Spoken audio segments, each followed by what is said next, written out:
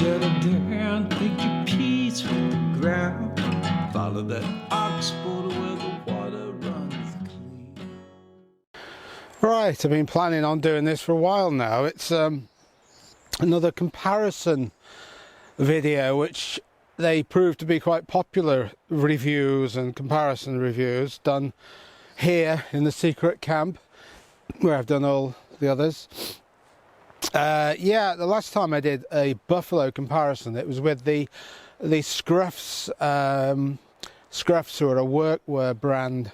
They're sort of, well, buffalo is overhead smock, which is similar but about a quarter of the price, and that proved quite popular in view of the number of views, etc. So I thought this time I'd do a comparison with the buffalo, the original buffalo, and British Army buffalo. Yeah, my trusty companion today, if you see floating in and out of the picture, is Teal, a Cocker Spaniel who we recently rescued. In the last video it was Fergus, our Springer, who's unfortunately not too good at the moment. He's damaged ligaments in his leg, so he's out of action. So I've got a new assistant, there she is, having a good sniff around. Anyway, what about the buffalo? I'm going to be repeating myself now. But buffalo came out in the 70s, English from Sheffield. I think they're still made. Basically, it's a one-piece cold weather piece of outdoor apparel. I say one piece, but it's double skin really. It has a Pertex outer, which is like a nylon outer, and a fibre pile inner. Fibre pile is that, well, the original sort of fleece. If you remember the Helly Hansen fleeces, those fluffy fleeces, I had one in the 80s, I think. Well, it's that sort of old-fashioned fleece, but the concept is the fleece traps the warm air. You're supposed to wear them next to the skin, by the way. Buffalo recommend wear them next to the skin, and they trap the warm air, and it works like sort of warm air central heating going around your body. And it works. It does work. I've worn them in all sorts of cold conditions, climbing, hill walking, mountain biking.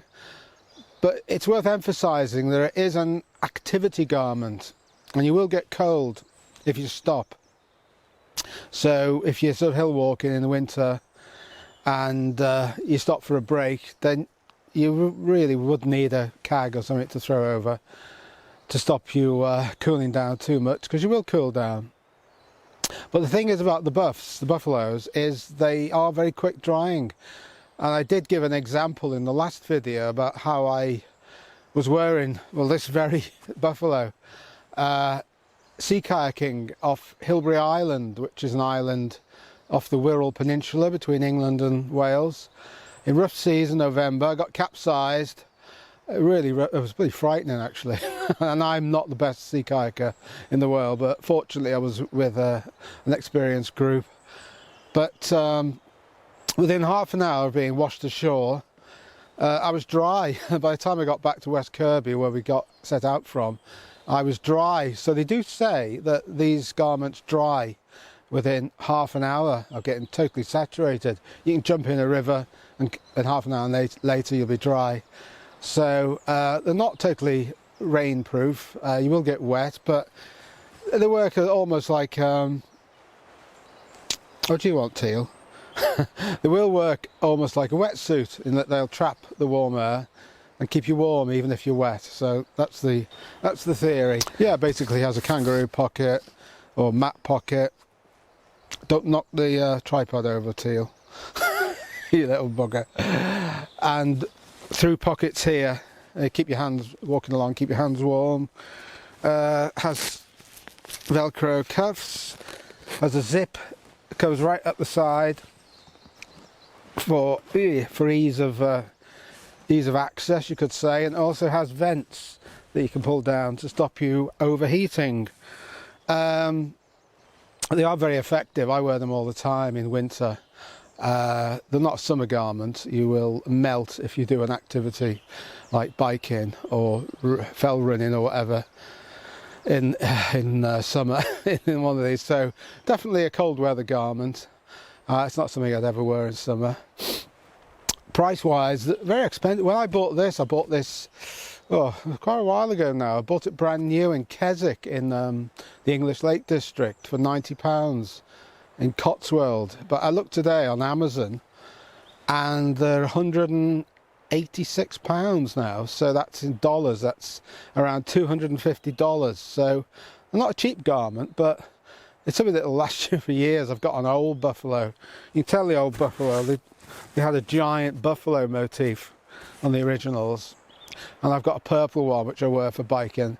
The only thing about the old ones is the fibre pile will flatten somewhat, and obviously it loses its integrity and its heat retaining properties as it flattens over the years, but it still keeps you warm. So let's have a look at the British Army one and see how that differs.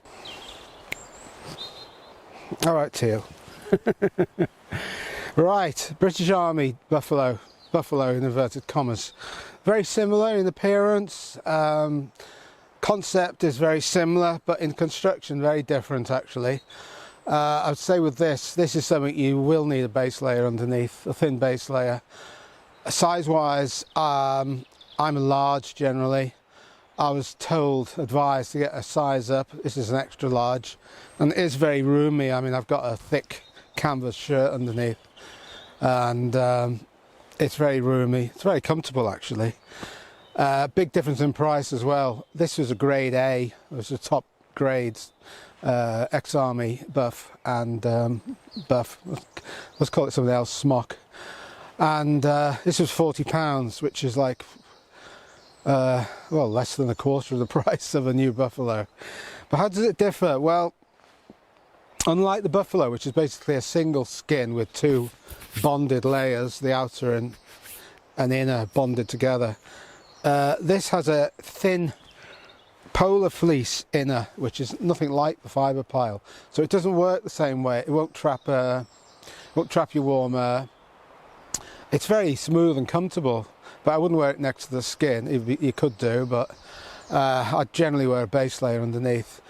And the polar fleece is well, it's not bonded to the outer. I don't know what this material is, whether it's Pertex or what it is, but it's actually loose. It hangs loose off the pile, off the fibre, off the fleece. Oh, get it right, John.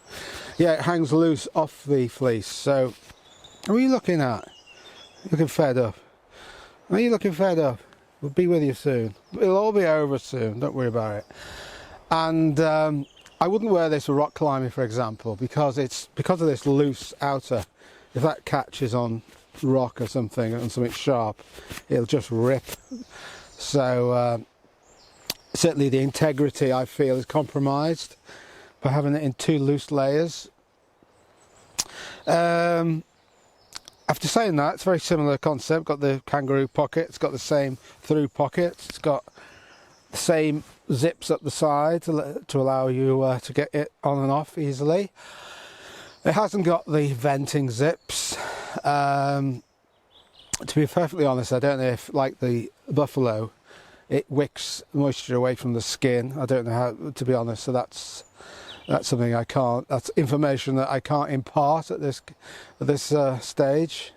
But what I will say, for the money, it's a nice outdoor garment. I've worn it for mountain biking, for walking. As I say, I wouldn't wear it for climbing or scrambling down underground mines or anything where it might snag, because it would rip quite easily. But for outdoor activities, when it's not too cold, I wouldn't wear it on top of a mountain in -15 centigrade winds. I think I'd feel cold. In those conditions, I would wear it as a mid layer, with a base layer underneath. This is a mid layer with something over the top, a cagoule or something, a shell or something over the top. But I wouldn't wear it as a top layer, whereas I would with the buffalo.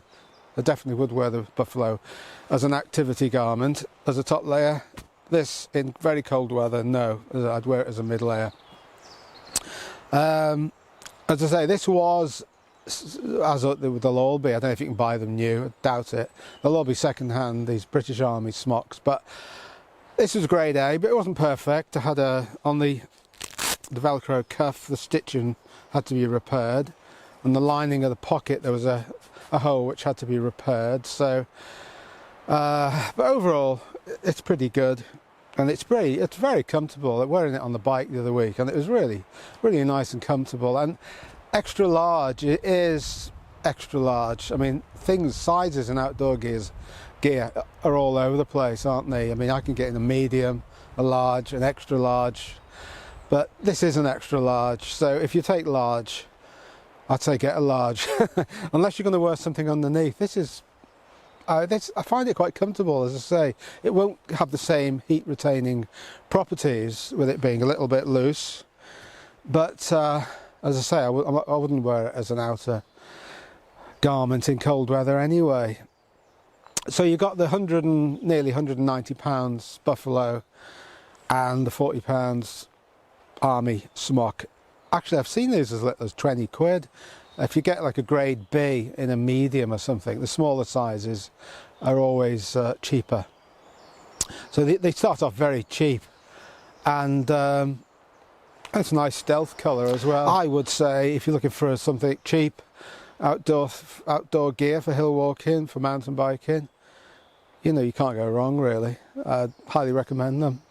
Not the same quality as a Buffalo, not the same potential, cold weather potential as a Buffalo, but you know, it's horses for courses, isn't it? You pay your money, you take your choices, and for the money it's excellent. So yeah, thumbs up for the Buffalo, a thumbs up for the Army smock. Both very useful outdoor garments for the outdoor activist. So I hope you found this useful if you're considering getting a Buffalo or a Army smock. And there you go.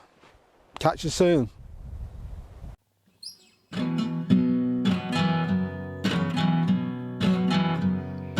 You should settle down, take your piece from the ground. Follow that ox border where the water runs.